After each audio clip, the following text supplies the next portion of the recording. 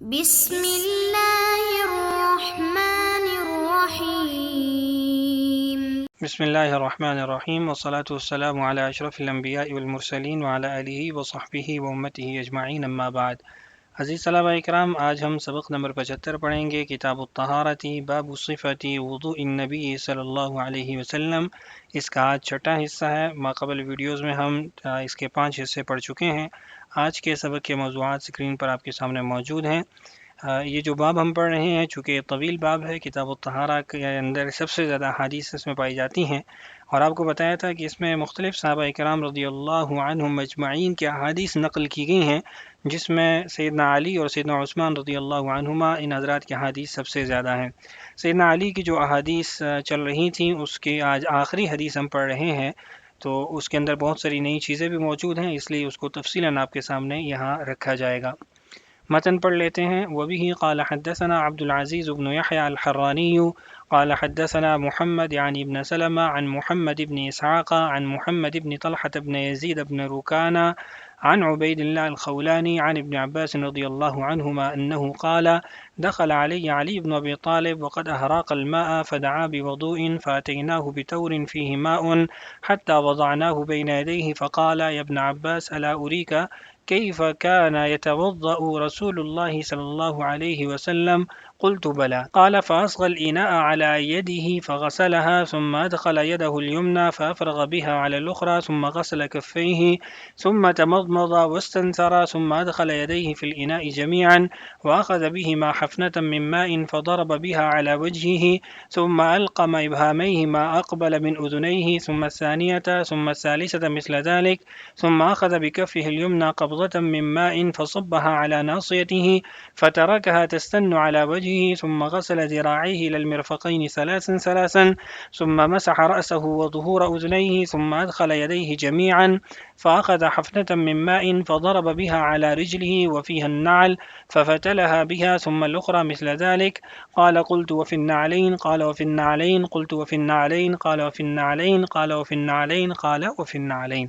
قال أبو داود حديث ابن جريج عن شيبة يشبه حديث علي، قال فيه حجاج عن ابن جريج ومسح برأسه مرة واحدة، وقال فيه ابن وهب عن ابن جريج ومسح برأسه ثلاثا۔ حدیث کی تخریج آپ کے سامنے اسکرین پر موجود ہے۔ میں اس حدیث کا ترجمہ کر دیتا ہوں، پھر اس کے بعد انشاءاللہ اس سے جو نئی چیزیں سامنے آ رہی ہیں اس کو بھی تفصیلی طور پہ دیکھ لیتے ہیں۔ ابن عباس رضی اللہ عنہ سے منقول ہے، فرماتے ہیں کہ علی بن ابی طالب رضی اللہ عنہ میرے پاس آئے، انہوں نے پیشاب اس سے پہلے کیا تھا، پھر آپ نے وضو کا پانی منگوایا، ہم نے آپ کو ایک برتن دیا جس کے اندر پانی تھا، وہ برتن آپ کے سامنے رکھا گیا، تو انہوں نے کہا کہ ابن عباس کیا میں تمہیں نہ دکھاؤں کہ رسول اکرم صلی اللہ علیہ وسلم کیسے وضو فرماتے تھے؟ میں نے عرض کی کیوں نہیں؟ تو انہوں نے برتن کو جھکایا اپنے ہاتھ کے اوپر، اپنے ہاتھ کو دھویا، پھر اپنا دایاں ہاتھ انہوں نے داخل کیا برتن میں، اس سے بائیں ہاتھ پہ پانی ڈالا، پھر دونوں ہاتھوں کو دھویا، پھر اس کے بعد کلی کی، پھر اس کے بعد ناک کو جھاڑا، پانی ڈالا اس میں، پھر اس کے بعد ادخل یدیہ فی الاناء جمیعا، دونوں ہاتھ بھی برتن کے اندر ڈالے، وہاں سے پانی لیا ایک مٹھی پر، اس سے انہوں نے اپنے چہرے پر پانی ڈالا، پھر اس کے بعد انہوں نے اپنے دونوں انگوٹھوں کو جو کان تھے ان کے جو ظاہری حصہ تھا، جو منہ کی طرف کا حصہ ہے، اس میں ان کو ڈالا، ثم الثانیہ ثم الثالثہ مثل ذلك، دوسری مرتبہ بھی ایسے کیا، پھر تیسری مرتبہ بھی، ثم اخذ بکفہ الیمنی قبضۃ من ماء فصبها على ناصیته، پھر اپنی دائیں چلو کے اندر پانی لیا اور اس کو اپنے ماتھے سے نیچے بہا دیا، فترکھا تستن علی وجہہ، اس کو پھر چھوڑ دیا کہ وہ نیچے بہتا رہے، یعنی ملا نہیں اس کو، پھر اس کے بعد اپنے دونوں ہاتھ بازوؤں کو کوہنیوں سمیت دھویا 3 مرتبہ، پھر اس کے بعد انہوں نے اپنے سر کا مسح کیا اور اپنے کانوں کے پچھلے حصے کا مسح کیا، پھر اس کے بعد دونوں ہاتھوں کو ڈالا برتن کے اندر، وہاں سے پانی نکالا اور پھر اپنے پاؤں پہ اس کو ڈالا، وفیہ النعل، انہوں نے جوتے پہن رکھے تھے، ففتلھا بھا، پھر اس کو انہوں نے اچھے طریقے سے مل لیا، ثم الاخری مثل ذلك، پھر دوبارہ یہ ایسے کیا۔ تو فرماتے ہیں میں نے کہا وفی النعلین، کیا جوتوں میں ایسا کیا؟ انہوں نے کہا ہاں جوتوں میں ایسا کیا۔ میں نے کہا جوتوں میں ہی ایسا کیا؟ کہا جوتوں میں ہی ایسا کیا۔ پھر تاکید کے لیے پوچھا کیا واقعی جوتوں میں ہی ایسا کیا؟ تو انہوں نے کہا جی ہاں جوتوں میں ہی ایسا۔ اس کے بعد سند سے متعلق کلام ہے، آگے چل کے اس کے جو نئے جملے ہیں اس سے متعلق بات آپ کے سامنے کر لیں گے، جو روات حدیث ہیں ان کو آپ دیکھ سکتے ہیں۔ وقت چونکہ زیادہ ہو جاتا ہے تو اس لیے ہم تفصیل کی طرف نہیں جاتے، تشریح کی طرف بڑھتے ہیں۔ سب سے پہلے ہے وقد احراق الماء، یہ جو حدیث کے اندر آیا ہے کہ انہوں نے پانی بہایا، تو یہ پانی بہانے سے مراد پیشاب کرنا ہے، استنجا کرنا نہیں ہے۔ اس کی دلیل امام احمد کی روایت کے وہ الفاظ ہیں جس میں ہے وقد بالا، یعنی وہ پیشاب کر چکے تھے، تو اس روایت سے معلوم ہوتا ہے کہ یہاں پر صرف پیشاب ہی مراد ہے۔ اور اسی طرح دوسری بات یہ ہے کہ ایسے مسائل کے اندر کنایہ کا استعمال کرنا یہ مستحب ہے۔ اس سے پہلے بھی ہم چند احادیث پڑھ چکے ہیں جہاں رسول اکرم صلی اللہ علیہ وسلم نے کنایتاً ان چیزوں کو ذکر فرمایا۔ ایک اور بات جو یہاں ذکر کرنی ہے وہ یہ ہے کہ جن روایات میں احراق کا لفظ پیشاب کے لیے استعمال کرنے سے منع کیا گیا ہے وہ روایات ضعیف ہیں، ان کو بنیاد بناتے ہوئے اس حدیث کے خلاف قائم نہیں کیا جا سکتا۔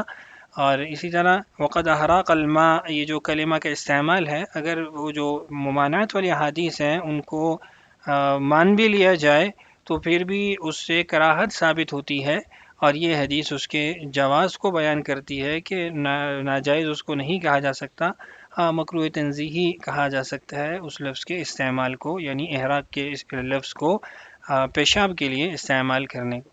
اسی طرح دوسرا ایک جملہ تھا ابن عباس الا اریک کیف کان یتوضأ رسول اللہ صلی اللہ علیہ وسلم، یہاں اعتراض ہوتا ہے کہ ابن عباس رضی اللہ عنہما نے رسول اکرم صلی اللہ علیہ وسلم کے ساتھ وقت گزارا ہے، آپ کے گھر میں بھی رہے اور رہنے کا مقصد بھی آپ کا وضو دیکھنا، آپ سے نماز سیکھنا، یہ چیزیں تھیں، تو پھر ابن عباس رضی اللہ عنہما کو سیدنا علی رضی اللہ عنہ وضو سکھا رہے ہیں اور وہ کہتے ہیں جی ضرور سکھائیں، تو اس کی وجہ کیا ہے؟ تو اس کا جواب یہ ہے کہ سیدنا علی رضی اللہ عنہ جو ان کو سکھا رہے ہیں ممکن ہے اس میں کوئی ایسی بات ہو، کوئی ایسی انوکھی اور نئی بات ہو جو ابن عباس رضی اللہ عنہ کے علم نہ ہو، جیسے آپ نے دیکھا وہ فی النعلین، یہ ان کے لیے نئی چیز تھی۔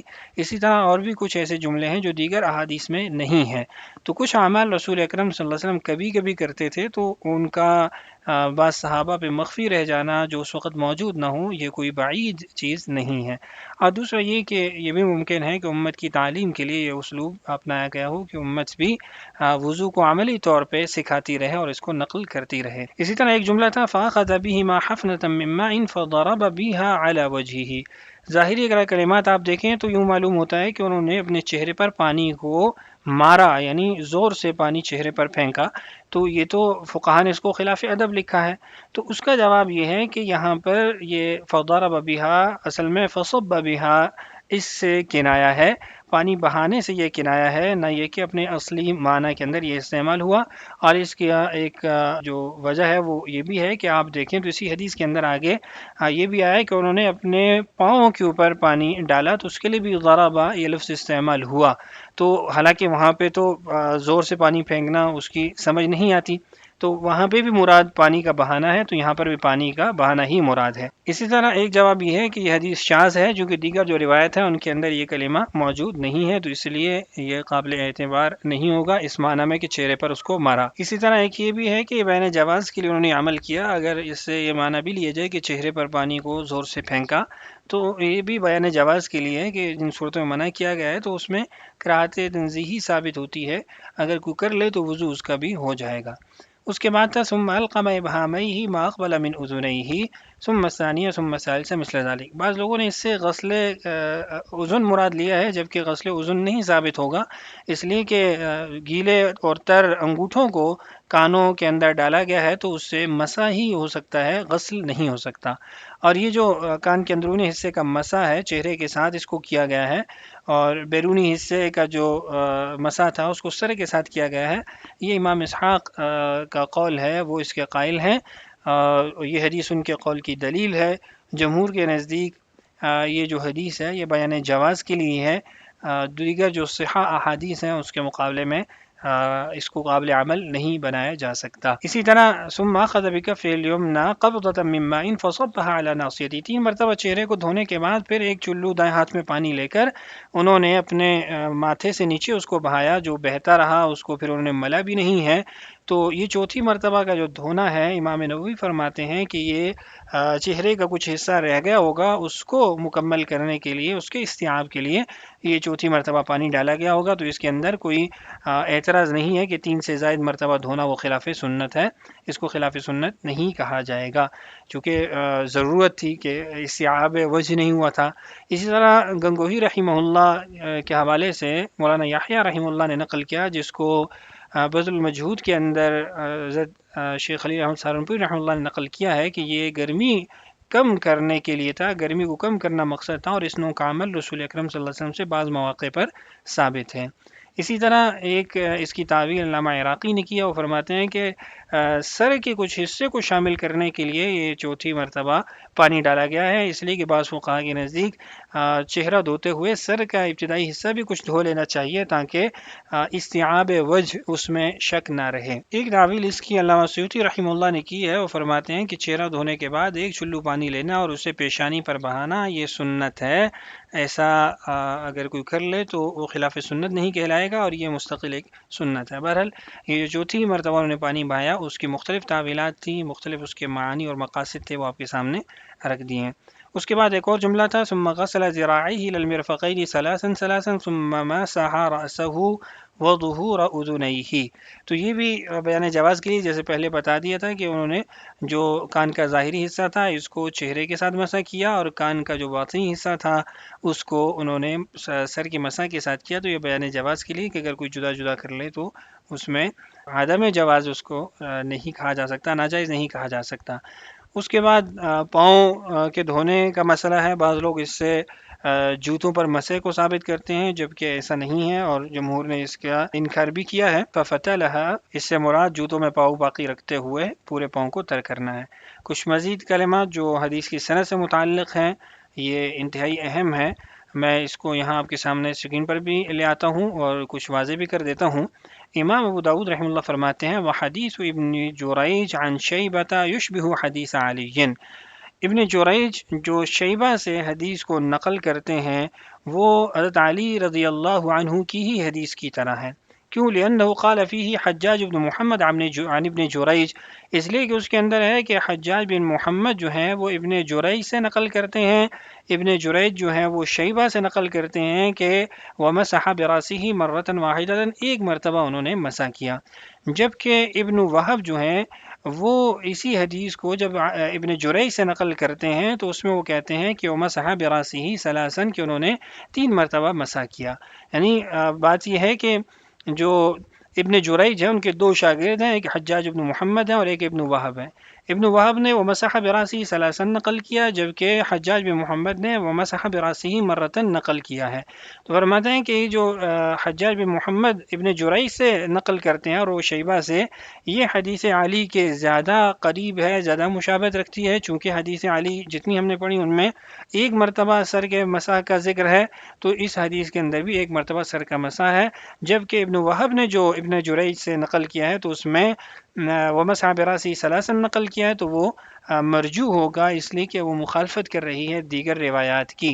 آپ کے سامنے میں اس کو خلاصتاً رکھ بھی دیتا ہوں تاکہ آپ اسکرین پر دیکھ کے اس کو آسانی سے سمجھ بھی سکیں۔ دیکھیے حضرت علی رضی اللہ عنہ کی مختلف روایات میں سر کے مسح کی تعداد مختلف الفاظ کے ساتھ آئی ہے، کچھ روایات میں مرتن واحدہ، ایک مرتبہ، اور بعض میں عدد مذکور نہیں ہے۔ امام ابو داؤد فرماتے ہیں کہ ابن جریج کی روایت شیبہ کے واسطے سے حدیث علی کے مشابہ ہے، کیونکہ حجاج بن محمد نے ابن جریج سے نقل کیا کہ نبی اکرم صلی اللہ علیہ وسلم نے ایک مرتبہ سر کا مسح کیا، جبکہ دوسری طرف ابن وہب نے ابن جریج سے جو روایت کی ہے اس میں ہے وَمَسَحَ بِرَاسِهِ ثَلَاثًا۔ محدثین نے یہ اس کا نتیجہ نکالا کہ حجاج بن محمد کی روایت زیادہ مضبوط ہے۔ کیوں؟ اس لیے کہ وہ علی کی دیگر صحیح روایات سے مشابہت رکھتی ہے۔ اسی طرح ان روایتوں میں ایک مرتبہ مسح یا بغیر عدد کے الفاظ زیادہ پائے جاتے ہیں، کہیں ثلاثن کے کلمات نہیں سوائے اس حدیث کے۔ 3 مرتبہ مسح والی روایت ان سب کے خلاف جا رہی ہے، جس کے اندر ایک مرتبہ یا پھر عدد کا بالکل ہی ذکر نہیں ہے۔ جبکہ ابن وہب کی روایت کمزور ہوگی. کیوں؟ ایک تو یہ کہ ابن وہب مدلس ہیں اور ابن جریج سے عن کے ساتھ روایت کرتے ہیں. مدلس جو ہے وہ عن کے ساتھ جب روایت کرے تو اس کے اندر پھر کمزوری آ جاتی ہے، حدیث جو ہے وہ ضعیف قرار پاتی ہے اگر اس کی تصریح کہیں نہ مل جائے. اس سند میں شیبہ بن نصاح کا واسطہ بھی ذکر نہیں کیا گیا، جبکہ دوسری جو مضبوط روایات ہیں ان کے اندر شیبہ بن نصاح جو ہے اس کا واسطہ موجود ہے. اسی طرح عادت 3 کا ذکر دیگر روایات علی سے مطابقت نہیں رکھتا تو ہم ابن وہب کی روایت کو کمزور کہیں گے. اسی کو امام ابو داؤد رحمہ اللہ نے بھی یہاں پہ واضح کیا کہ ان کی روایت ابن وہب کی کمزور ہے، اور جو ابن جریج عن شیبہ ہے جس کو حجاج بن محمد ان سے نقل کرتے ہیں وہ پھر قوی روایت ہوگی، اس لیے کہ دیگر روایات سے وہ مشابہت رکھتی ہے. خلاصہ آپ کے سامنے اسکرین پر موجود ہے، آپ اس کو ملاحظہ کر سکتے ہیں. جو سوالات ہیں وہ بھی آپ کے سامنے اسکرین پر رکھ دی ہیں. امام ابو داؤد نے حدیث کے آخر میں جو اسناد کی بحث ذکر کی اس کو بیان کریں. چہرے پر پانی بہانے کے حوالے سے علماء کی کیا وضاحت ہے، امام نووی کی، عراقی کی، سیوطی کی اور گنگوہی کی رحمہم اللہ تعالی، اس کو ذکر کریں. اگلے سبق میں انشاءاللہ ہم اسی باب کا 7واں حصہ انشاءاللہ پڑھیں گے. اللہ تعالی ہم سب کا حامی و ناصر ہو. السلام علیکم ورحمۃ اللہ وبرکاتہ.